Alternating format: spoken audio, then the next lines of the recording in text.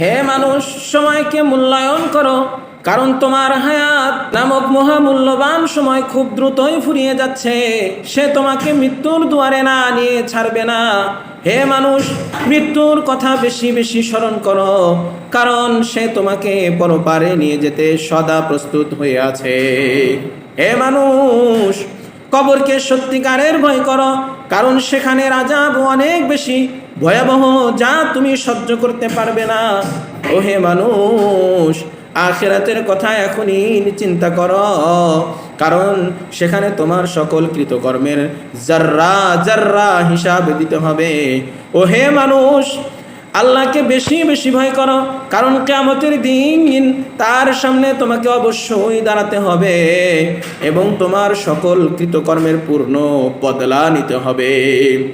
ও হে মানুষ, জাহান্নামকে অধিক ভয় করো, কারণ নাজাত না পেলে সে তোমাকে জ্বালিয়ে পুড়িয়ে ছারখার করে দিবে। হে মানুষ, মৃত্যুকে কেন এত দূরে মনে করো, বরং মৃত্যুই তোমার সব চাইতে কাছে, পায়ে পায়ে চলে। আজ তুমি মাটির উপরে, কালই হয়তো তুমি মাটির নিচে চলে যাবে। অতএব দুনিয়াকে খেল তামাশায় পরিণত করো না, বরং প্রতিটি কথা কাজে দিনকে সামনে রেখো, ইসলামকে সামনে রেখো। দিনকে বানাও পথ প্রদর্শক, বিবেককে বানাও রাহবার।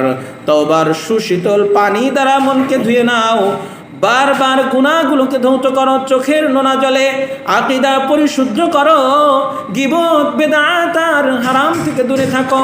রুটি রুজি হালাল কিনা সেদিকে লক্ষ্য রেখো। বুঝে শুনে ইখলাসের সাথে সহি আমল করো। কথায় কাজে অহেতুক পাপ থেকে বিরত থাকো। প্রতিটি কথা বলো ভেবে চিন্তে হিসাব করে, কারণ as you sow you reap, অর্থাৎ যেমন কর্ম তেমন ফল। যেমন কর্ম করবে, কিয়ামতের দিন তেমন ফলই তো পাবে। So be careful.